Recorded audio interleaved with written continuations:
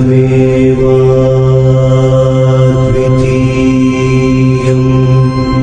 ನಮಸ್ಕಾರ ಸ್ನೇಹಿತರೆ, ನಿಮ್ಮೆಲ್ಲರಿಗೂ ಯೋಗ ಮಾಸ್ಟರ್ ಚಾನಲ್ಗೆ ಸ್ವಾಗತ ಸುಸ್ವಾಗತ. ತಾವ್ಯಾರು ನಮ್ಮ ಚಾನಲನ್ನು ಸಬ್ಸ್ಕ್ರೈಬ್ ಕೂಡಲೇ ಸಬ್ಸ್ಕ್ರೈಬ್ ಆಗಿ ಬೆಲ್ ಬಟನ್ ಒತ್ತಿ ಹಾಗೂ ನಿಮ್ಮ ಅಭಿಪ್ರಾಯ ಅನಿಸಿಕೆಗಳನ್ನು ಬರೆದು ತಿಳಿಸಿ ಹೆಚ್ಚು ನಿಮ್ಮ ಸ್ನೇಹಿತರಿಗೆ ಶೇರ್ ಮಾಡಿ. ಸ್ನೇಹಿತರೆ, ನಾವು ಕಳೆದ 5-6 ವರ್ಷಗಳಿಂದ ತಕ್ಷಶಿಲಾ ಗುರುಕುಲದ ಹೆಸರಿನಲ್ಲಿ ಅನೇಕ ವಿದ್ಯೆಗಳನ್ನು ಕಲಿಸ್ತಾ ಇದ್ದೀವಿ. ಕುಂಡಲಿನಿ ರಾಜಯೋಗ, ಕ್ರಿಯಾಯೋಗ, ತಂತ್ರ ಸಾಧನೆ, ಯಕ್ಷಿಣಿ ಸಾಧನೆ, ಅಪ್ಸರ ಸಾಧನೆ, ಸಾತ್ವಿಕ, ಇನ್ನೂ ಅನೇಕ ಸಾತ್ವಿಕ ಸಾಧನೆಗಳನ್ನು ಕಲಿಸುತ್ತಾ ಬಂದಿದ್ದೇವೆ. ಈಗ ನಿಮಗೆ ನಮ್ಮ ಬೇರೆ ಭಾಷೆಯಿಂದ ಸಬ್ಟೈಟಲ್ ನೀವು ನೋಡಬೇಕಾದ್ರೆ ನಮ್ಮ ಯೂಟ್ಯೂಬ್ನಲ್ಲಿ ಮೇಲ್ಗಡೆ ಬಲಭಾಗದಲ್ಲಿ ಶಿಶಿ ಅಂತ ಇರುತ್ತೆ. ಅದನ್ನು ಸೆಟ್ಟಿಂಗ್ ಮಾಡ್ಕೊಂಡು ನಿಮ್ಗೆ ಯಾವ ಭಾಷೆ ಬೇಕೋ ಆ ಭಾಷೆ ಆಯ್ಕೆ ಮಾಡ್ಕೊಂಡ್ರೆ ಕೆಳಗಡೆ ಸಬ್ಟೈಟಲ್ ಆಗಿ ಕೆಳಗಡೆ ಟೆಕ್ಸ್ಟ್ ಆಗಿ ಬರುತ್ತೆ. ಬೇರೆ ಭಾಷೆ, ಹಿಂದಿ, ಇಂಗ್ಲೀಷು, ಯಾವ ಭಾಷೆನೂ ಇರಲಿ, ತಮಿಳು, ತೆಲುಗು ಎಲ್ಲ ಭಾಷೆನೂ ಬರುತ್ತೆ. ಅದನ್ನು ಆಯ್ಕೆ ಮಾಡ್ಕೋಬೋದು. ಆಮೇಲೆ ನಮ್ಮ ವಿಡಿಯೋ ಕೊನೆಯಲ್ಲಿ ನಮ್ಮ ಹತ್ರ ಸಾಧನೆ ಮಾಡಿದಂಥ ಸಾಧಕರ ಅನುಭವ, ಕುಂಡಲಿನಿ ರಾಜಯೋಗ ಸಾಧನೆ ಮಾಡಿದ ಸಾಧಕರ ಅನುಭವದ ವಿಡಿಯೋಗಳನ್ನು ಲಾಸ್ಟ್ ಕೊನೆ ವಿಡಿಯೋ ನೋಡ್ತಾ ಇದ್ರಲ್ಲ, ಕೊನೆ ಎಂಡಲ್ಲಿ ಬರುತ್ತೆ. ಆಮೇಲೆ ಪ್ಲೇ ಲಿಸ್ಟಲ್ಲಿ ಕೂಡ ಇರುತ್ತೆ. ಪ್ಲೇ ಲಿಸ್ಟಲ್ಲಿ ಸಪ್ರೇಟ್ ಮಾಡಿ ಹಾಕಿದ್ದೀವಿ. ನಿಮಗೆ ಪ್ಲೇ ಲಿಸ್ಟಲ್ಲಿ ನಿಮಗೆ ಸಾಧನೆ ಮಾಡಬೇಕು ಅಂತ ಆಸಕ್ತಿ ಇದ್ರೆ, ಇಚ್ಛೆ ಇದ್ರೆ ಪ್ಲೇ ಲಿಸ್ಟಲ್ಲಿ ಹೋಗಿ ಎಲ್ಲರ ಅಭಿಪ್ರಾಯ ಅನಿಸಿಕೆಗಳನ್ನು ನೀವು ನೋಡ್ಬೋದು. ಆಮೇಲೆ ಅವ್ರದ್ದು ಫೋನ್ ನಂಬರ್ ಹಾಕಿರ್ತೀವಿ, ಅವರ ವಿಳಾಸ ಹಾಕಿರ್ತೀವಿ. ನಿಮ್ಗೆ ಆಸಕ್ತಿ ಇದ್ರೆ, ಹತ್ರದಲ್ಲಿದ್ರೆ ನೀವು ಅವ್ರನ್ನ ಭೇಟಿ ಮಾಡಿ, ಅವ್ರಿಗೆ ಫೋನ್ ಮಾಡಿ, ಅವ್ರು ಭೇಟಿ ಮಾಡಿ. ಆಮೇಲೆ ನಿಮಗೆ ನಾವು ಸಾಧನೆ ಮಾಡಬೇಕು ಅಂತ ಅನಿಸಿದ್ರೆ ನಮ್ಮ ಹತ್ರ ಬಂದು ದೀಕ್ಷೆ ತಗೊಂಡು ಸಾಧನೆಯನ್ನ ಮಾಡ್ಬೋದು. ಸ್ನೇಹಿತರೆ, ಈ ಸಾಧನೆಗೆ ಆನ್ಲೈನಲ್ಲಿ ದೀಕ್ಷೆ ಇದೆ, ಆಫ್ಲೈನ್ನಲ್ಲಿ ದೀಕ್ಷೆ ಇದೆ. ಆಫ್ಲೈನ್ನಲ್ಲಿ ಅಂದ್ರೆ ಭಾನುವಾರ ಇರುತ್ತೆ. ಆನ್ಲೈನ್ನಲ್ಲಿ ಅಂದ್ರೆ ನೀವು ಯಾವತ್ತು ಬೇಕಂದ್ರೂ ಅವತ್ತೇ ನಾವು ಆನ್ಲೈನ್ನಲ್ಲಿ ಕುಂಡಲಿನಿ ರಾಜಯೋಗ ದೀಕ್ಷೆಯನ್ನ ನೀಡ್ತೀವಿ. ಇಲ್ಲಿ 18ರಿಂದ 45 ವಯಸ್ಸಿನೊಳಗಿರುವಂತವರಿಗೆ 1 ವರ್ಷದ ಕುಂಡಲಿನಿ ರಾಜಯೋಗ ದೀಕ್ಷೆ, ಆಮೇಲೆ 45 ವರ್ಷದಿಂದ 55 ವಯಸ್ಸು ಒಳಗಿರುವಂತವರಿಗೆ 3 ವರ್ಷದ ಕುಂಡಲಿನಿ ರಾಜಯೋಗ ದೀಕ್ಷೆಯನ್ನ ನೀಡಲಾಗುತ್ತೆ. ಇದು ನಮ್ಮ ಪ್ರಾಚೀನ ಗುರುಕುಲದಲ್ಲಿ ಬ್ರಹ್ಮವಿದ್ಯೆಯನ್ನ ಪ್ರಾಥಮಿಕವಾಗಿ ಮಾನ್ಯತೆ ಕೊಡ್ತಾ ಇದ್ರು. ಅದನ್ನು ಕಲಿಯೋದಕ್ಕೆ 10-12 ವರ್ಷ ಹಿಡಿತಾ ಇತ್ತು ಮೊದಲು. ಆದ್ರೆ ನಾವು ಅದನ್ನ ಶಾರ್ಟ್ ಮಾಡಿ ಕೇವಲ 1 ವರ್ಷ ಮತ್ತು 3 ವರ್ಷಕ್ಕೆ ಈ ಬ್ರಹ್ಮವಿದ್ಯೆಯನ್ನ ಮಾಡಿದ್ದೇವೆ. ಅಂದ್ರೆ ನಮ್ಮ ಪ್ರಾಚೀನ ಕುಂಡಲಿನಿ ಯೋಗದ ತಂತ್ರ, ಈ ತಂತ್ರವನ್ನು ಬಳಸಿಕೊಂಡು 1 ವರ್ಷದಲ್ಲಿ 3 ವರ್ಷದಲ್ಲಿ ನಿಮಗೆ ಆ ಬ್ರಹ್ಮಜ್ಞಾನದ ಒಂದು ಅರಿವನ್ನ ನಾವು ಮೂಡಿಸುವ ಪ್ರಯತ್ನವನ್ನ ಮಾಡ್ತಾ ಇದ್ದೇವೆ. ಆಮೇಲೆ ನಮ್ದು yogaMaster.in ಅಂತ ವೆಬ್ಸೈಟ್ ಇದೆ. ಅದರಲ್ಲಿ ಕೂಡ ಬಲಗಡೆ ಮೇಲ್ಗಡೆ ಹೋದ್ರೆ ಕನ್ನಡ, ಹಿಂದಿ, ಇಂಗ್ಲಿಷ್ 3 ಭಾಷೆಯಲ್ಲಿ ನೀವು ಭಾಷೆ ಆಯ್ಕೆ ಮಾಡ್ಕೊಂಡು 3 ಭಾಷೆಯಲ್ಲಿ ಕೂಡ ನಮ್ಮ ವೆಬ್ಸೈಟ್ ಅನ್ನ ನೋಡ್ಬೋದಾಗಿರುತ್ತೆ. ಆಮೇಲೆ ನಮ್ಮ ಯೂಟ್ಯೂಬ್ ಅಲ್ಲಿ ಬಯೋ ಲಿಂಕ್ ಅಂತ ಇರುತ್ತೆ, ಯೂಟ್ಯೂಬ್ 3 ಅಂತ ಇರುತ್ತೆ ಮೇಲ್ಗಡೆ. ಅದನ್ನ ಕ್ಲಿಕ್ ಮಾಡಿದಾಗ ನಿಮಗೆ ನಮ್ಮ ತಕ್ಷಶಿಲಾ ಗುರುಕುಲ ಅಂತಂದು ಹೊಸ ಚಾನಲ್ ಕನ್ನಡದಲ್ಲಿ ಮಾಡಿದ್ದೇವೆ, ಅದಕ್ಕೂ ಸಬ್ಸ್ಕ್ರೈಬ್ ಆಗಿ. ಆಮೇಲೆ ತಕ್ಷಶಿಲಾ ಗುರುಕುಲ ಇಂಗ್ಲೀಷು, ತಕ್ಷಶಿಲಾ ಗುರುಕುಲ ಹಿಂದಿ ಅಂತಂದು ಹಿಂದಿ ಚಾನಲ್ ಮಾಡಿದ್ದೇವೆ, ಇಂಗ್ಲೀಷ್ ಚಾನಲ್ ಮಾಡ್ತೇವೆ. ಅದನ್ನು ಕೂಡ ಸಬ್ಸ್ಕ್ರೈಬ್ ಮಾಡಿ, ಅದನ್ನು ಕೂಡ ವಾಚ್ ಮಾಡಬೇಕು ಅಂತ ತಮ್ಮ ಹತ್ರ ಮನವಿ ಮಾಡ್ಕೊಂತ ಇದ್ದೀನಿ. ನಮಸ್ಕಾರ ಸ್ನೇಹಿತರೆ, ಇವತ್ತಿನ ಒಂದು ವಿಷಯ ಪತಂಜಲಿ ಮಹರ್ಷಿಗಳು. ಪತಂಜಲಿ ಮಹರ್ಷಿಗಳು ಜಗತ್ತಿಗೆ ಅಷ್ಟಾಂಗ ಯೋಗವನ್ನ ಕೊಟ್ಟು ಹೋಗಿದ್ದಾರೆ. ಅಷ್ಟೇ ಅಲ್ಲ, ಅವರು ಏನನ್ನ ನಮಗೆ ಕೊಟ್ಟಿದ್ದಾರೆ. ಇವರು ಕ್ರಿಸ್ತಪೂರ್ವದಲ್ಲಿ ಇದ್ದಿದ್ದು. ನೋಡಿ, ಯೋಗೇನ ಚಿತ್ತಸ್ಯ ಪದೇನ ವಾಚಾಂ ಮಲಂ ಶರೀರಸ್ಯ ತು ವೈದ್ಯಕೇನ ಯೋಪಾಕಾರೋತ್ತಂ ಪ್ರವರಂ ಮುನೀನಾಂ ಪತಂಜಲಿಂ ಪ್ರಾಂಜಲಿ ರಾನತೋಷ್ಮಿ. ಅಂದ್ರೆ ಪತಂಜಲಿ ಮಹರ್ಷಿಗಳು ಪತಂಜಲಿ ಯೋಗ ಸೂತ್ರವನ್ನ ಕೊಟ್ಟರು. ಅಷ್ಟೇ ಅಲ್ಲದೆ ವ್ಯಾಕರಣ ಭಾಷೆ ಪಾಣಿನಿ ಅಷ್ಟಾಧ್ಯಾಯ ಇದೆಲ್ಲ, ಅದಕ್ಕೆ ವ್ಯಾಕರಣ ಭಾಷೆಯನ್ನು ಕೊಟ್ಟರು. ಆಮೇಲೆ ವೈದಿಕೀಯ ಗ್ರಂಥ ಅದನ್ನು ಕೂಡ ಕೊಟ್ಟರು. 3 ಪತಂಜಲಿ ಮಹರ್ಷಿಗಳು ಕೊಟ್ಟು ಹೋಗಿದ್ದಾರೆ. ಈ ಗ್ರಂಥದ ಮೂಲಕ ಶರೀರದ ಕೊಳೆಯನ್ನ ಹೋಗಲಾಡಿಸುವ ಮುನಿ ಶ್ರೇಷ್ಠ ಪತಂಜಲಿಯನ್ನ ನಮಸ್ಕರಿಸುತ್ತೇನೆ ಅಂತಂದು. ಅಂದ್ರೆ ಯೋಗ ಸೂತ್ರ ಗ್ರಂಥದಿಂದ ಮನಸ್ಸಿನ ಕೊಳೆ, ವ್ಯಾಕರಣದ ಮೂಲಕ ವಾಕಿನ ಕೊಲೆ, ಆಮೇಲೆ ವೈದಿಕ ಗ್ರಂಥದ ಮೂಲಕ ಶರೀರದ ಕೊಳೆಯನ್ನ ಹೋಗಲಾಡಿಸಿರುವ ಮುನಿ ಶ್ರೇಷ್ಠ ಪತಂಜಲಿಯನ್ನ ನಮಸ್ಕರಿಸುತ್ತೇನೆ ಅಂತಂದು ಇದರ ಅರ್ಥ. ಇವರು ಕ್ರಿಸ್ತ ಶಕ 300ಕ್ಕಿಂತ ಈಚಿನದಲ್ಲ ಎಂದ ಮೇಲೆ ಈ ಗ್ರಂಥದ ರಚನಾ ಕಾಲ ಕ್ರಿಸ್ತ ಪೂರ್ವ 200ರಿಂದ ಕ್ರಿಸ್ತ ಶಕ 300ರೊಳಗೆ ಅಂತಂದು ಹೇಳುವಂಥದ್ದು. ಕ್ರಿಸ್ತ ಪೂರ್ವದಲ್ಲೇ ಈ ಗ್ರಂಥದ ರಚನೆ ಆಗಿರುವಂಥದ್ದು.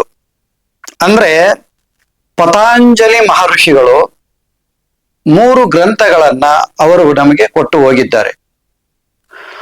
ಒಂದು ಶರೀರ ಶುದ್ಧೀಕರಣಕ್ಕೆ ಈ ಆಯುರ್ವೇದ, ಈ ರೋಗ ರುಜಿ ಅಂದ್ರೆ ಆಯುರ್ವೇದ ಕೊಟ್ಟೋಗಿದ್ದಾರೆ. ಆಮೇಲೆ ವಾಕ್ ಶುದ್ಧಿ ಆಗುವುದಕ್ಕೆ ವ್ಯಾಕರಣ ಗ್ರಂಥ ಕೊಟ್ಟೋಗಿದ್ದಾರೆ. ಈ ಜೀವಾತ್ಮ ಪರಮಾತ್ಮನಲ್ಲಿ ಐಕ್ಯ ಆಗುವುದಕ್ಕೆ ಅಷ್ಟಾಂಗ ಯೋಗ, ಯೋಗ ಸೂತ್ರವನ್ನ ಪತಂಜಲಿ ಮಹರ್ಷಿಗಳು ಕೊಟ್ಟೋಗಿದ್ದಾರೆ. ಇವತ್ತು ಯೋಗ ಅಂದ ತಕ್ಷಣ ತುಂಬಾ ಜನಕ್ಕೆ ಬಾಬಾ ರಾಮದೇವ್ ಅವರ ಯೋಗ ನೆನಪಾಗುತ್ತೆ ಎಲ್ಲರಿಗೂ. ಯೋಗ ಅಂದ್ರೆ ಬಾಬಾ ರಾಮದೇವ್ ಅವರು ಕಲಿಸ್ತಾ ಇದ್ರಲ್ಲ ಅದೇ ಯೋಗನ ಅಂತ ಕೇಳ್ತಾರೆ. ಅಂದ್ರೆ ಅದು ಅಷ್ಟು ಹೆಸರು ಪಡ್ಕೊಂಡ್ಬಿಟ್ಟಿದೆ. ಇಲ್ಲಿ ಏನಾಗಿದೆ ಅಂದ್ರೆ ಪತಂಜಲಿ ಮಹರ್ಷಿ ಹೇಳಿರುವಂತದ್ದು ಜನನ ಮರಣಗಳಿಂದ ಬಿಡುಗಡೆ ಆಗುವಂತಹ ಅಮೃತವನ್ನ, ಅಂತಹ ಮಹಾಯೋಗವನ್ನ ಸೂತ್ರ ರೂಪದಲ್ಲಿ ಕೊಟ್ಟು ಹೋಗಿದ್ದಾರೆ ಅವರು. ಇಲ್ಲಿ ಈ ಪತಂಜಲಿ ಯೋಗ ಸೂತ್ರವನ್ನ 4 ಭಾಗಗಳಾಗಿ ವಿಂಗಡಿಸ್ತಾರೆ. ಮೊದಲನೇದು ಸಮಾಧಿ ಪಾದ ಅಂತಂದು, ಎರಡನೇದು ಸಾಧನಾ ಪಾದ ಅಂತಂದು, ಮೂರನೇದು ಕೈವಲ್ಯ ಪಾದ ಅಂತಂದು, ಮೂರನೇದು ವಿಭೂತಿ ಪಾದ ಅಂತಂದು, ನಾಲ್ಕನೇದು ಕೈವಲ್ಯ ಪಾದ ಅಂತಂದು. ಮೊದಲನೇದು ಸಮಾಧಿ ಪಾದ, ಜನನ ಮರಣಗಳಿಂದ ಬಿಡುಗಡೆ ಆಗುವಂಥದ್ದು ಸಮಾಧಿ ಸ್ಥಿತಿ, ನಿರ್ವಿಕಲ್ಪ ಸ್ಥಿತಿ, ಸವಿಕಲ್ಪ ಸಮಾಧಿ, ನಿರ್ವಿಕಲ್ಪ ಸಮಾಧಿ. ಅದರ ವರ್ಣನೆ ಮಾಡಿ ಆಮೇಲೆ ಆ ಸಮಾಧಿಗೆ ಹೋಗೋದಕ್ಕೆ ಯಾವ ರೀತಿ ಸಾಧನೆ ಮಾಡಬೇಕು ಅಂತ ಸಾಧನೆ ಪಾದವನ್ನು ಹೇಳಿದ್ರು. ಆಮೇಲೆ ಅವರು ವಿಭೂತಿ ಪಾದವನ್ನ ಹೇಳಿದ್ರು.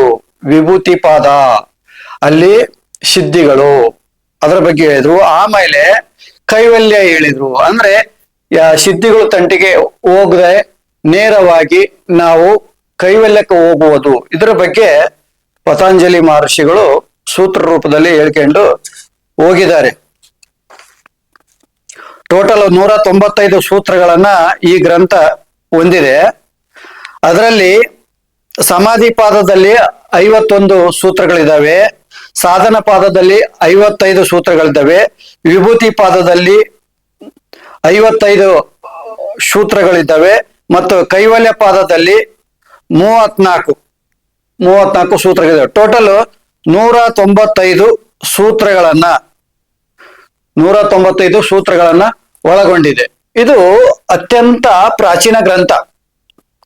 ನೀವು ಗೊತ್ತಿರಬೇಕು, ನಳಂದ, ತಕ್ಷಶಿಲಾ ಅಂತ ಮಹಾನ್ ಗುರುಕುಲಗಳನ್ನ ಸುಟ್ಟು ಆಗಂತಕರು, ಆಕ್ರಾಂತರು ಸುಟ್ಟು ಭಸ್ಮ ಮಾಡಿದ್ರು.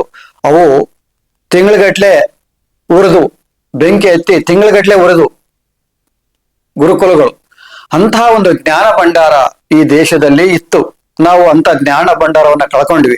ಇದು ಅತ್ಯಂತ ಹಳೆಯ ಗ್ರಂಥ. ಇದೆ ಹೇಗೆ ಉಳಿತು ಅಂದ್ರೆ, ನಮ್ಮ ಪ್ರಾಚೀನರು ಜ್ಞಾನವನ್ನ ಪುಸ್ತಕದಲ್ಲಿ ಇಡದೆ ಮಸ್ತಕದಲ್ಲಿ ಇಟ್ಕೊಂಡಿದ್ರು.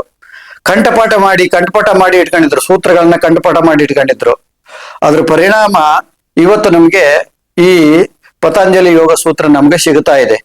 ನೀವು ಮಹರ್ಷಿ ಪತಂಜಲಿ ಅವರ ಯೋಗ ಸೂತ್ರ ರಾಮಕೃಷ್ಣ ಆಶ್ರಮದಲ್ಲಿ ಸ್ವಾಮಿ ಹರ್ಷಾನಂದರು ಬರೆದಿರುವಂತಹ ಗ್ರಂಥವನ್ನ ನೀವು ತೆಗೆದುಕೊಳ್ಬಹುದು.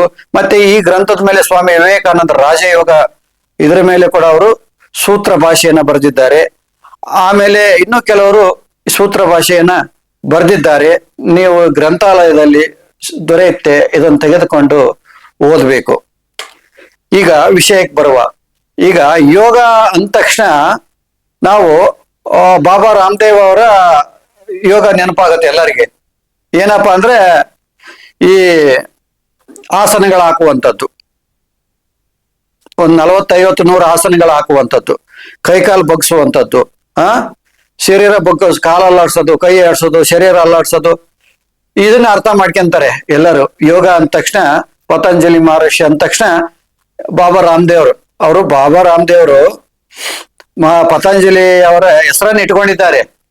ಆದ್ರೆ ಅಲ್ಲಿ ಪತಂಜಲಿ ಮಹರ್ಷಿ ಏನ್ ಬರ್ದಿದ್ದಾನಲ್ವಾ, ಆ ಅಷ್ಟಾಂಗ ಯೋಗ ಅದನ್ನ ಅಲ್ಲಿ ಕೊಡ್ತಾ ಇಲ್ಲ. ಅವರು ಅದನ್ನ ಕೊಡ್ತಾ ಇಲ್ಲ. ಹಠಯೋಗ ಪ್ರದೀಪಿಕಾ ಅಂತ ಇದೆ. ಹಠಯೋಗ ಪ್ರದೀಪಿಕಾ ಅಂತ ಇದೆ. ಆ ಯೋಗದ ಆಸನಗಳನ್ನ ಅವ್ರು ಕೊಡ್ತಾ ಇರೋದು. ಪತಂಜಲಿ ಹೇಳಿರುವಂತ ಯೋಗ, ಬಾಬಾ ರಾಮದೇವ್ ಕೊಡ್ತಿರುವಂತ ಯೋಗಕ್ಕೂ ಒಂದಕ್ಕೂ ಸಂಬಂಧ ಇಲ್ಲ. ಅವ್ರು ಇಟ್ಕೊಂಡಂತ ಹೆಸರಿಗೂ ಅವರು ಕೊಡುವಂತ ಯೋಗಕ್ಕೂ ಕೂಡ ಒಂದಕ್ಕೊಂದು ಸಂಬಂಧ ಇಲ್ಲ. ಇದನ್ನ ಸ್ಪಷ್ಟವಾಗಿ ನೀವು ತಿಳ್ಕೋಬೇಕು. ಅವರು ಯೋಗಾಸನಗಳನ್ನ ಕಲಿಸ್ತಾ ಇದ್ದಾರೆ, ಆಸನಗಳನ್ನ ಕಲಿಸ್ತಾ ಇದ್ದಾರೆ. ಕೆಲವು ಆಯುರ್ವೇದಿಕ್ ಗಿಡಮೂಲಿಕೆಗಳು, ಕೆಲವು ಆಯುರ್ವೇದಿಕ್ ಸಂಶೋಧನೆ ಮಾಡ್ತಾ ಇದ್ದಾರೆ. ಆದರೆ ಪತಂಜಲಿ ಮಹರ್ಷಿಗಳು ಸೂತ್ರ ಭಾಷ್ಯಗಳು, ಯೋಗ ಸೂತ್ರ, ಮಹರ್ಷಿ ಪತಂಜಲಿ ಅವರ ಒಂದು ಯೋಗ ಸೂತ್ರ, ಆಮೇಲೆ ಪಾಣಿನಿ ಅಷ್ಟಾಧ್ಯಾಯಕ್ಕೆ ಅವರ ವ್ಯಾಖ್ಯಾನ ಬರೆದಿದ್ದಾರೆ. ಆಮೇಲೆ ಆಯುರ್ವೇದ ಗ್ರಂಥವನ್ನು ಕೂಡ ಅವರು ಬರೆದಿದ್ದಾರೆ. ಪತಂಜಲಿ ಯೋಗ ಸೂತ್ರಕ್ಕೂ ಬಾಬಾ ರಾಮದೇವ್ ಅವರ ಯೋಗಕ್ಕೂ ಯಾವುದೇ ರೀತಿ ಸಂಬಂಧ ಇಲ್ಲ. ಅಜಗಜಾಂತರ ವ್ಯತ್ಯಾಸ ಇದೆ, ಭೂಮಿ ಆಕಾಶದಷ್ಟು ವ್ಯತ್ಯಾಸ ಇದೆ. ಇದನ್ನ ಸಾಧಕರು ತಿಳ್ಕೋಬೇಕು. ಇಲ್ಲಿ ಯೋಗ ಅಂದ್ರೆ ಪತಂಜಲಿ ಮಹರ್ಷಿಗಳು ಏನ್ ಹೇಳಿದ್ರು, ಯೋಗ ಅಂದ್ರೆ ಅನುಶಾಸನ. ಅವ್ರು ಫಸ್ಟ್ ಪತಂಜಲಿ ಯೋಗದಲ್ಲಿ ಬರುವಂತದ್ದು ಅನುಶಾಸನ. ಏನು ಅನುಶಾಸನ? ನೀವು ಯೋಗಕ್ಕೆ ಬಂದ ತಕ್ಷಣ ಏನದು ಯೋಗ?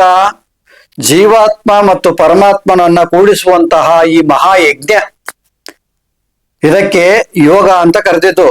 ಜೀವಾತ್ಮವನ್ನ ಮತ್ತು ಪರಮಾತ್ಮನನ್ನ ಕೂಡಿಸುವಂತಹ ಒಂದು ಮಾರ್ಗ ಇದು. ಅದಕ್ಕೆ ಯಮ, ನಿಯಮ, ಆಸನ, ಪ್ರಾಣಾಯಾಮ, ಪ್ರತ್ಯಾಹಾರ, ಧಾರಣ, ಧ್ಯಾನ, ಸಮಾಧಿ ಅಂತ ಹೇಳಿದ್ರು. ಧಾರಣ, ಧ್ಯಾನ, ಸಮಾಧಿ ಇದು ಮೂರು ಸೇರಿ ಒಂದು ಒಳಗಡೆ ಆಗುವಂತದ್ದು. ಯಮ, ನಿಯಮ, ಆಸನ, ಪ್ರಾಣಾಯಾಮ, ಪ್ರತ್ಯಾಹಾರಗಳು ಹೊರಗಡೆ ಮಾಡುವಂತವು. ಅದು ಯಮದಲ್ಲಿ ಮತ್ತು ನಿಯಮದಲ್ಲಿ ಎರಡು ಇದೆ. ಯಮ ಸಮಾಜದಲ್ಲಿ ನೈತಿಕ ಮೌಲ್ಯಗಳು, ಹೊರಗಡೆ ಹೇಗೆ ಆಚರಣೆ ಮಾಡಬೇಕು, ಹೇಗಿರಬೇಕು ಎಂಬುದರ ಬಗ್ಗೆ ಬಂದ್ರೆ, ನಿಯಮ ನಿಮ್ಮ ಜೀವನದಲ್ಲಿ ಹೇಗಿರಬೇಕು ಎಂಬುದನ್ನ ನಿಯಮದಲ್ಲಿ ಹೇಳಲ್ಪಡುತ್ತೆ. ಯಮ ನಿಯಮ. ಅದಾದ್ಮೇಲೆ ಆಸನ ಸಿದ್ಧಿ ಮಾಡಿಕೊಳ್ಳುವಂಥದ್ದು. ಆಸನ ಸಿದ್ಧಿ ಮಾಡ್ಕೊಂಡು ಆಮೇಲೆ ಪ್ರಾಣಾಯಾಮ ಮಾಡುವಂತು. ಪ್ರಾಣಾಯಾಮದ ನಂತರ ಇಂದ್ರಿಯಗಳ ಅಂತರ್ಮುಖ, ಪ್ರತ್ಯಾಹಾರ ಮಾಡುವಂತ ಇಂದ್ರಿಯಗಳ ಅಂತರ್ಮುಖ ಮಾಡಿಕೊಳ್ಳುವಂಥದ್ದು. ಇಂದ್ರಿಯಗಳ ಅಂತರ್ಮುಖ ಆದ ನಂತರ ಧ್ಯಾನ, ಧಾರಣ, ಸಮಾಧಿಯನ್ನ ಅನುಭವಿಸುವಂಥದ್ದು. ಅದ್ಭುತವಾದ ಆನಂದದ ಅನುಭೂತಿಯನ್ನ ಅನುಭವಿಸುವಂಥದ್ದು. ಇದು ಪತಂಜಲಿ ಮಹರ್ಷಿ ಕೊಟ್ಟಂತ ಅಷ್ಟಾಂಗ ಯೋಗ. ಇದು ಪತಂಜಲಿ ಮಹರ್ಷಿ ಕೊಟ್ಟಂತ ಅಷ್ಟಾಂಗ ಯೋಗ. ಇದು ತುಂಬಾ ಜನಕ್ಕೆ ಗೊತ್ತಿಲ್ಲ. ತುಂಬಾ ಜನಕ್ಕೆ ಪತಂಜಲಿ ಅಂದ್ರೆ, ಮಹರ್ಷಿ ಪತಂಜಲಿ ಅಂದ್ರೆ ಬಾಬಾ ರಾಮದೇವ್ ಅಂತ ತಿಳ್ಕೊಂತಾರೆ. ಅದು ತಪ್ಪು ಕಲ್ಪನೆ. ಈಗ ಯಾರು ವೇದವನ್ನ ಬರೆದಂತವ್ರು ಆಗ್ಲಿ, ಉಪನಿಷತ್ತು ಬರೆದಂತವ್ರಲ್ಲಿ ಯಾರು ಕೂಡ ತಮ್ಮ ಹೆಸರುಗಳು ಪೇಟೆಂಟ್ ಮಾಡ್ಕೊಂಡಿಲ್ಲ. ಯಾರಾದ್ರೂ ಹೆಸರು ಇಟ್ಕೋಬಹುದು. ನಾವು ಉಪನಿಷತ್ ನಾನೇ ಬರೆದಿದ್ದೀನಿ ಅಂತ ಯಾರು ಇಲ್ಲ. ಇವತ್ತು ನೋಡಿ ಅನೇಕ ಜನ ಗ್ರಂಥಗಳನ್ನ ಬರೆದ್ರೆ ತಮ್ಮ ದೊಡ್ಡ ದೊಡ್ಡ ಹೆಸರುಗಳು ಹಾಕ್ಯಂತಾರೆ, ನಾನು ಬರೆದಿದ್ದು ಅಂತ ಅದು ಪೇಟೆಂಟ್ ತಗೊಂತಾರೆ. ಹಿಂದೆ ಯಾವುದೇ ಗ್ರಂಥಗಳಿಗೆ, ಉಪನಿಷತ್ತುಗಳಿಗೆ, ವೇದಗಳಿಗೆ ಆಗ್ಲಿ, ಉಪನಿಷತ್ತುಗಳಲ್ಲಿ ಯಾವುದೇ ಋಷಿಗಳು ತಮ್ಮ ಹೆಸರು ಹೇಳ್ಕೊಂಡೇ ಇಲ್ಲ. ಸಾರ್ವಜನಿಕರಿಗೆ ಉಪಯೋಗ ಆಗ್ಲಿ, ಎಲ್ಲರಿಗೂ ಉಪಯೋಗ ಆಗ್ಲಿ ಅಂತಂದು ಬರೆದಿಟ್ಟಿರೋದು. ಹಾಗೆ ಪತಂಜಲಿ ಮಹರ್ಷಿಗಳು ಈ 3 ಗ್ರಂಥಗಳನ್ನ ಇವತ್ತು ನಮಗೆ ಕೊಟ್ಟು ಹೋಗಿದ್ದಾರೆ. ಇವು ಈ ಮಸ್ತಕದಿಂದ, ಸಾಧಕರ ಮಸ್ತಕದಿಂದ ಅವು ಸೂತ್ರಗಳು ಹಾಗೆ ಉಳಿದು ಅವುಗಳನ್ನ ಗ್ರಂಥಗಳನ್ನ ಪ್ರಿಂಟ್ ಹಾಕ್ಸಿ ಇಟ್ಟಿದ್ದಾರೆ. ಇದನ್ನ ನೀವೆಲ್ಲ ಓದಬೇಕು. ಈ ಮಹರ್ಷಿ ಪತಂಜಲಿ ಯೋಗದಲ್ಲಿ ಮೊದಲು ಹೇಳೋದೇನಂದ್ರೆ ಅನುಶಾಸನ ಅಂತ ಹೇಳ್ತಾರೆ. ಏನಿದು ಅನುಶಾಸನ ಅಂದ್ರೆ, ನೀವು ಹೇಗೆ ಬದುಕ್ಬಿಟ್ಟಿರ್ತೀರ, ನೀವು ಜೀವನ ಹೇಗೋಗೋ ಮಾಡಿರ್ತೀರ ಒಡಿದಳಿಯಿಂದ. ಯಾವಾಗ ನೀವು ಈ ಸಾಧನೆಗೆ ಬಂದ್ರೆ, ಸಾಧನೆ ಮಾಡಬೇಕು ಅಂತ ಬಂದ್ರೆ, ಅಲ್ಲಿ ಒಂದು ಅನುಶಾಸನ ಇರುತ್ತೆ. ಅಲ್ಲಿ ಕಟ್ಟುನಿಟ್ಟಿನ ನಿಯಮಗಳು ಇರ್ತವೆ. ಹೀಗೆ ಇರಬೇಕು ಎಂಬ ನಿಯಮಗಳು ಇರ್ತವೆ. ಅವುಗಳನ್ನ ಸರಿಯಾಗಿ ಪಾಲಿಸ್ಬೇಕಾಗತ್ತೆ. ಉದಾಹರಣೆ ಹೇಳ್ಬೇಕಂದ್ರೆ, ಪ್ರತಿನಿತ್ಯ ಬೆಳಗ್ಗೆ ಬ್ರಾಹ್ಮಿ ಮುಹೂರ್ತದಲ್ಲಿ ಎದ್ದೇಳಬೇಕಾಗತ್ತೆ. ಪ್ರತಿನಿತ್ಯ ಸಾಧಕನಾದವನು ಪ್ರತಿನಿತ್ಯ ಬೆಳಗ್ಗೆ ಬ್ರಾಹ್ಮಿ ಮುಹೂರ್ತದಲ್ಲಿ ಎದ್ದೇಳಬೇಕು. ಪ್ರಾಣಾಯಾಮ ಮಾಡಬೇಕು. ಆಮೇಲೆ ಯೋಗಾಸನಗಳನ್ನ ಮಾಡಬೇಕು. ಪ್ರಾಣಾಯಾಮ ಮಾಡಿ ಯೋಗಾಸನಗಳನ್ನ ಮಾಡಬೇಕು. ಆಮೇಲೆ ಬೆಳಗ್ಗೆ ನೀರು ಕುಡಿಬೇಕು. ಖಾಲಿ ಹೊಟ್ಟೆಲೆ ನೀರು ಕುಡಿಬೇಕು.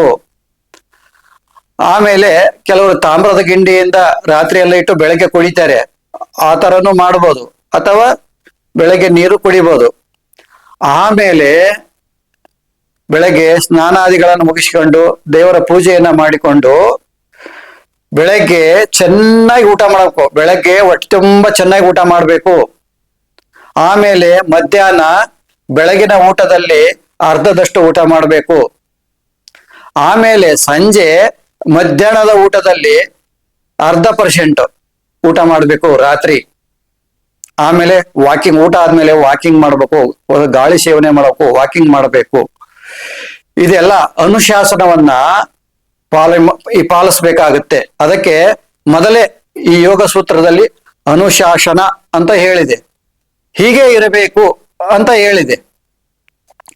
ಈ ಯೋಗಾಸನ ಮತ್ತು ಪ್ರಾಣಾಯಾಮಗಳನ್ನ ಮಾಡುವುದರ ಮೂಲಕ ಈ ಬುದ್ಧಿಯನ್ನ, ಈ ಮನಸ್ಸನ್ನ ಶುದ್ಧವಾಗಿ ಇಟ್ಕೋಬೇಕು, ಲವಲವಿಕೆಯಲ್ಲಿ ಇಟ್ಕೋಬೇಕು. ಈ ವ್ಯಾಯಾಮ ಮಾಡೋದ್ರ ಮೂಲಕ ಈ ಒಂದು ಶರೀರಕ್ಕೆ ಯಾವುದೇ ರೀತಿ ರೋಗ ರುಜಿಗಳು ಆವರಿಸದಂತೆ ನೋಡ್ಕೋಬೇಕು. ಒಂದು ವೇಳೆ ರೋಗ ರುಜಿಗಳು ಬಂದ್ರೆ ಆಯುರ್ವೇದ ಪಾಲನೆ ಮಾಡಿ, ರೋಗ ರುಜಿಗಳು ಬರೋಕಿನ ಮೊದಲೇ ನೀವು ಆಯುರ್ವೇದವನ್ನ ಪಾಲಿಸಬೇಕು. ಅಂದ್ರೆ ಆಯುರ್ವೇದ ನಿಯಮಗಳನ್ನ ಪಾಲಿಸಬೇಕು. ಈಗ ಬೆಳಗ್ಗೆ ನೆಲ್ಲಿಕಾಯಿ ಜ್ಯೂಸ್ ಕುಡಿಯುವಂಥದ್ದು, ಬೆಳಗ್ಗೆ ಖಾಲಿ ಹೊಟ್ಟೆಯಲ್ಲಿ ನೆಲ್ಲಿಕಾಯಿ ಜ್ಯೂಸ್ ಕುಡಿಯುವಂಥದ್ದು, ಅಥವಾ ಸಂಜೆ ರಾತ್ರಿ ಬಿಸಿ ನೀರನ್ನ ಕಾಯಿಸ್ಬಿಟ್ಟು ರಾತ್ರಿ ಊಟ ಆದ್ಮೇಲೆ 1 ಗಂಟೆ ಆದ್ಮೇಲೆ ಬಿಸಿ ನೀರು ಕುಡಿದು ಮಲಗುವಂಥದ್ದು, ಅಥವಾ ಬೆಳಗ್ಗೆ ನಿಂಬೆ ಹಣ್ಣನ್ನ ಹಿಂಡಿ, ಅರ್ಧ ನಿಂಬೆ ಹಣ್ಣು ಹಿಂಡಿ 1 ಗ್ಲಾಸಿಗೆ ಬಿಸಿ ಮಾಡಿಕೊಂಡು ಕುಡಿಯುವಂಥದ್ದು. ಇವೆಲ್ಲ ಅನುಶಾಸನದಲ್ಲಿ, ಯಾಕಂದ್ರೆ ನಾನೇನ್ ಹೇಳಿದೆ ಇದೆಲ್ಲವೂ ಕೂಡ ಆಯುರ್ವೇದದಲ್ಲಿ ಬಂದಿರುವಂಥದ್ದು. ಚರಕ ಸಂಹಿತೆ ಆಗಿರ್ಬೋದು, ಸುಶ್ರುತ ಸಂಹಿತೆ ಆಗಿರ್ಬೋದು, ಪತಂಜಲಿ ಮಹರ್ಷಿಗಳು ಬರೆದಿರುವಂತ ಆಯುರ್ವೇದಿಕ್ ಆಗಿರ್ಬೋದು, ನಾನೇನ್ ಹೇಳಿದೆ ಇವೆಲ್ಲ ಬಂದಿರುವಂಥವು. ಅದಕ್ಕೆ ಈಗ ನಾವು ಸಾಧನೆ ಮಾಡಬೇಕು. ಬಹಳಷ್ಟು ಜನ ಬದುಕಬೇಕು, ಬಹಳ ದಿವಸ ಬದುಕಬೇಕು ಅಂದ್ರೆ ನಾವು ಶರೀರವನ್ನ ಶುದ್ಧ ಇಟ್ಕೋಬೇಕು. ನಾವು ಸಾಧನೆ ಮಾಡ್ಬೇಕು ಅಂದ್ರೂ ಕೂಡ ಶರೀರ ಶುದ್ಧಿ ಇರ್ಬೇಕಲ್ವಾ. ರೋಗ ತಗಲಿ ಎಲ್ಲೋ ಹಾಸ್ಪಿಟ್ಲ್ ಮರಗಿದ್ರೆ ನೀನು ಯೋಗ ಮಾಡಕ್ಕಾಗತ್ತಾ? ಸಾಧನೆ ಮಾಡಕ್ಕಾಗತ್ತಾ? ಮುಕ್ತಿ ಪಡ್ಕೊಳಕ್ಕಾಗತ್ತಾ? ಅದು ನರಕ. ಅದಕ್ಕೆ ಪತಂಜಲಿ ಮಹರ್ಷಿಗಳು 3 ಗ್ರಂಥಗಳನ್ನ ಬರೆದಿಟ್ಟೋದ್ರು ಅವರು. ಅಂದ್ರೆ ಈ ರೀತಿಯಾದ ಅನುಶಾಸನವನ್ನ ಸಾಧಕರು ಜೀವನದಲ್ಲಿ ಅಳವಡಿಸ್ಕೋಬೇಕು ಅಂತಂದು.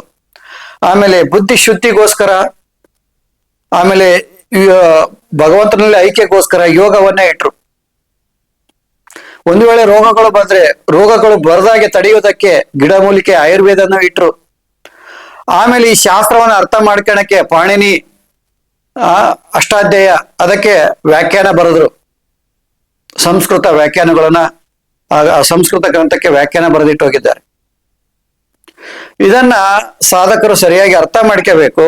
ಈ ಗ್ರಂಥಗಳು ನಿಮಗೆ ಬೇಕಾದ್ರೆ ಆನ್ಲೈನ್ ನಲ್ಲಿ ಬುಕ್ ಮಾಡ್ಕೊಳ್ಳಿ, ಅಥವಾ ಯಾವ್ದಾದ್ರು ಬುಕ್ ಸ್ಟಾಲಲ್ಲಿ ಹೋಗಿ, ಸ್ವಪ್ನ ಬುಕ್ ಸ್ಟಾಲಲ್ಲಿ ಹೋಗಿ ತೆಗೆದುಕೊಂಡು ಸರಿಯಾದ ರೀತಿಯಲ್ಲಿ ಅಧ್ಯಯನ ಮಾಡಿ ನಿಮ್ಮ ಜೀವನದಲ್ಲಿ ಅಳವಡಿಸಿಕೊಳ್ಳಿ. ಯೋಗ ಮಾರ್ಗವಾಗಿ, ಯೋಗಮಯವಾಗಿ ಬದುಕಬೇಕು. ನಮ್ಮ ಜೀವನವನ್ನ ಯೋಗಮಯವಾಗಿ ಮಾಡ್ಕೋಬೇಕು. ಇವತ್ ನೋಡಿ ಮಧ್ಯಪ್ರಾಚ್ಯದಲ್ಲಿ ಅಶಾಂತಿ ತುಂಬಿದೆ, ಯುದ್ಧದ ಅಶಾಂತಿ ತುಂಬಿದೆ. ಅದೆಲ್ಲ ಕೇಳ್ತಾ ಇದ್ರೆ ಮನಸ್ಸು ಅಲ್ಲೋಲ ಕಲ್ಲೋಲ ಆಗಿ ಹೋಗುತ್ತೆ. ಅದಕ್ಕೆ ಹೊರಗಡೆ ವಿಚಾರಗಳನ್ನ ಜಾಸ್ತಿ ತಲೆ ಕೆಡ್ಸೋಣಕ್ ಹೋಗ್ಬೇಡಿ. ಹೊರಗಡೆ ವಿಚಾರಗಳನ್ನ ಜಾಸ್ತಿ ತಲೆ ಕೆಡ್ಸೋಣಕ್ ಹೋಗ್ಬೇಡಿ. ನೀವು ವಿಚಾರ ಮಾಡೋದ್ರಿಂದ ನೀವೇನು ಮಾಡಕ್ ಆಗೋದಿಲ್ಲ. ಅದನ್ನ ಏನ್ ನಡಿಬೇಕು ಅದು ನಡೀತಾ ಇದೆ.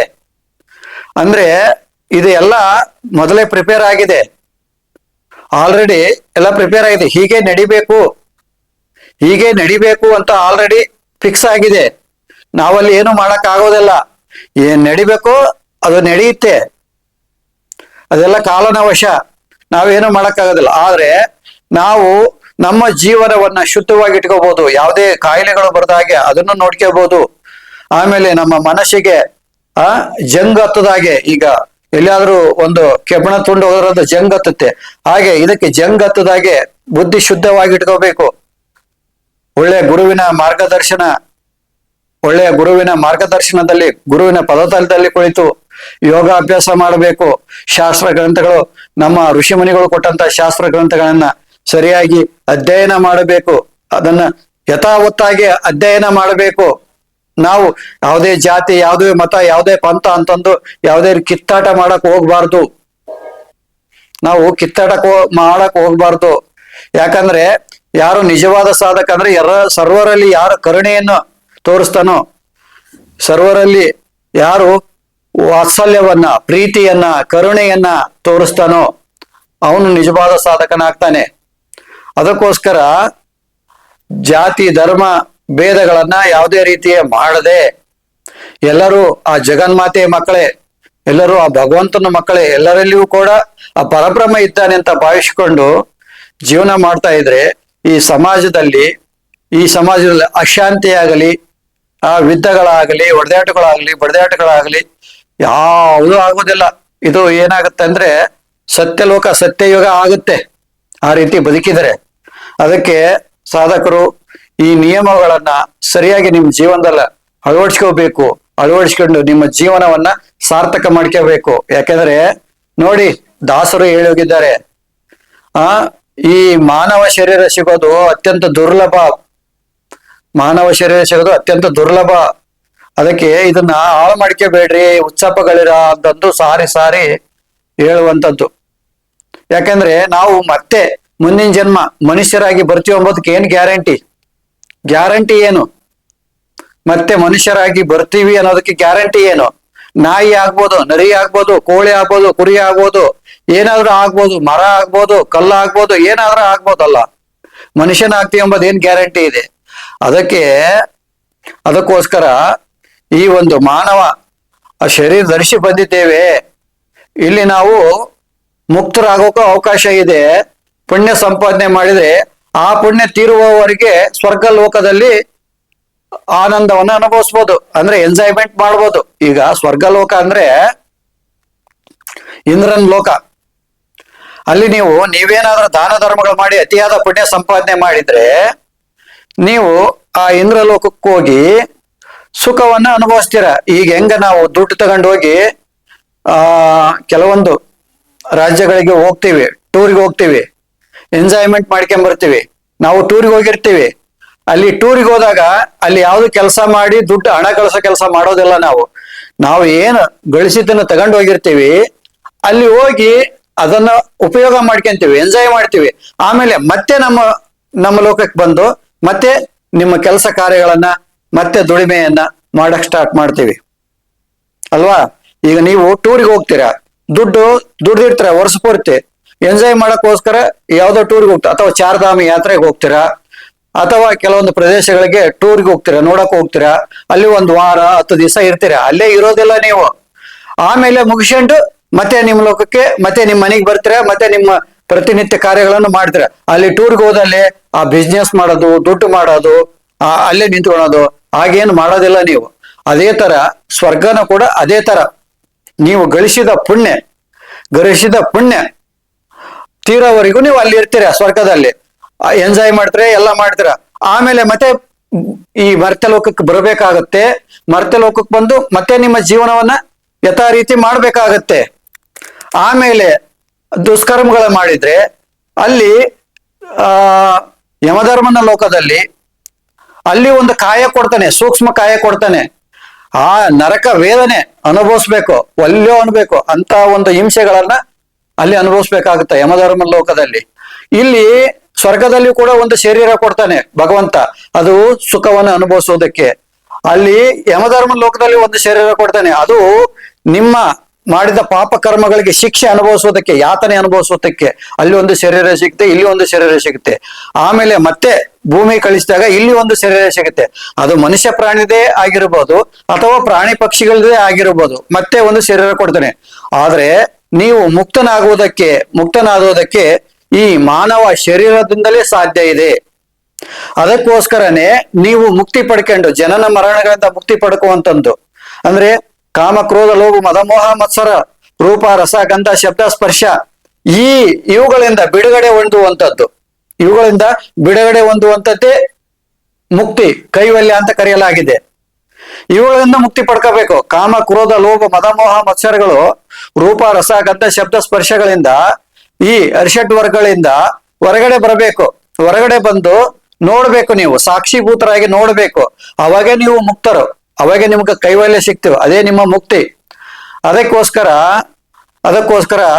ಯೋಗ ಮಾರ್ಗವನ್ನ ತೋರಿಸಿದ್ದಾರೆ. ಭಕ್ತಿ ಮಾರ್ಗ, ಕರ್ಮ ಮಾರ್ಗ, ಜ್ಞಾನ ಮಾರ್ಗ, ಅನೇಕ ಮಾರ್ಗಗಳು, ಹಠ ಮಾರ್ಗ, ರಾಜಮಾರ್ಗ, ಲಂಬಿಕ ಯೋಗ ಮಾರ್ಗ, ಆಮೇಲೆ ಲಯ ಯೋಗ ಮಾರ್ಗ, ಕ್ರಿಯಾ ಯೋಗ ಮಾರ್ಗ, ಹೀಗೆ ಅನೇಕ ಮಾರ್ಗಗಳನ್ನ ಋಷಿಮುನಿಗಳು ಹಾಕಿಕೊಟ್ಟೋಗಿದ್ದರೆ ನಿಮ್ಮ ಶಕ್ತಿ ಅನುಸಾರವಾಗಿ ಆ ಯೋಗ ಮಾರ್ಗದಲ್ಲಿ ನೀವು ಹೋಗಿ ಮುಕ್ತಿಯನ್ನ ಪಡ್ಕೊಳ್ಳಿ. ನಾವು ಕುಂಡಲಿನಿ ರಾಜಯೋಗವನ್ನ ಕಲಿಸ್ತೀವಿ. ಇದು 1 ವರ್ಷದ ಕೋರ್ಸ್ ಆಗಿರುತ್ತೆ. ಇಲ್ಲಿ ನಾವು ಸಪ್ತ ಚಕ್ರಗಳನ್ನ ಜಾಗೃತಿ ಮಾಡ್ತೀವಿ. ಅಂದ್ರೆ ಇಲ್ಲಿರುವಂತಹ ಶಕ್ತಿಯನ್ನ, ಕೆಳಗಡೆ ಇರುವಂತಹ ಶಕ್ತಿಯನ್ನ ತೆಗೆದುಕೊಂಡು ಶಿವನಲ್ಲಿ ಐಕ್ಯ ಮಾಡುವಂತಹ ಈ ಒಂದು ಯೋಗವನ್ನ ನಾವು ಕಲಿಸ್ತೀವಿ. ಇದು 1 ವರ್ಷದ ಕೋರ್ಸ್ ಆಗಿರುತ್ತೆ. ಇದು ಗುರುಕಾಣಿಕೆ ಇರುತ್ತೆ. ಗುರುಕಾಣಿಕೆಯನ್ನು ಸಲ್ಲಿಸಿ ನಮ್ಮ ಹತ್ರ ಬಂದು ಸಾಧನೆ ಮಾಡಕ್ಕೆ ಅವಕಾಶ ಇರೋದಿಲ್ಲ. ಇಲ್ಲಿ ಬಂದು ದೀಕ್ಷೆ ತಗೊಂಡು ಹೋಗ್ಬೋದು. ಡಿಸ್ಪ್ಲೇ ಆಗುತ್ತಿರುವಂತ ಫೋನ್ ನಂಬರ್ಗೆ ಫೋನ್ ಮಾಡಿದ್ರೆ ನಾವು ಲೊಕೇಶನ್ ಹಾಕ್ತಿವಿ. ಈ ಯೂಟ್ಯೂಬ್ ಕೆಳಗಡೆ ಲೊಕೇಶನ್ ಹಾಕಿರ್ತೀವಿ. ಆ ಲೊಕೇಶನ್ ಬಂದು ನೀವು ದೀಕ್ಷೆ ತಗೊಂಡು ಹೋಗ್ಬೋದು. ಮತ್ತೆ ಸಾಧನೆಯನ್ನ ಕೂಡ ನೀವು ಮಾಡಬಹುದಾಗಿರುತ್ತೆ. ಜನನ ಮರಣಗಳಿಂದ ಬಿಡುಗಡೆ ಹೊಂದುವಂತ ಈ ಅಮೃತ, ಪತಂಜಲಿ ಮಹರ್ಷಿ ಕೊಟ್ಟಿರುವಂತಹ ಅಷ್ಟಾಂಗ ಯೋಗದ ಅಮೃತವನ್ನ ನಾವು ರಾಜಯೋಗ, ಕುಂಡಲಿನಿ ರಾಜಯೋಗ ಅಂತ ಹೆಸರಿನಿಂದ ಕೊಡ್ತಾ ಬಂದಿದ್ದೇವೆ 5-6 ವರ್ಷಗಳಿಂದ. ಅನೇಕ ಜನ ಸಾಧನೆ ಮಾಡಿದ್ದಾರೆ. ನಮ್ಮ ಯೂಟ್ಯೂಬ್ ಅಲ್ಲಿ ಕುಂಡಲಿನಿ ರಾಜಯೋಗ ಸಾಧಕರ ಅನುಭವ ಅಂತ ಹಾಕಿದ್ದೇವೆ. ಎಷ್ಟೋ ಜನ ತಮ್ಮ ಅನುಭವಗಳನ್ನು ಹಂಚಿಕೊಂಡಿದ್ದಾರೆ. ಗುರು ಮಾರ್ಗದಲ್ಲಿ ಈ ಒಂದು ಸಾಧನೆಯನ್ನ ಮಾಡಿಕೊಂಡು ನಿಮ್ಮ ಜೀವನವನ್ನ ಪವಿತ್ರಗೊಳಿಸಿ ಮುಕ್ತಿಯ ಕಡೆಗೆ ತೆಗೆದುಕೊಂಡು ಹೋಗಿ ಅಂತ ಹೇಳ್ತಾ ಇವತ್ತಿಗೆ ನನ್ನ ವಿಡಿಯೋ ಮುಗಿಸ್ತಾ ಇದ್ದೇನೆ. ನಮಸ್ಕಾರ ಸ್ನೇಹಿತರೆ.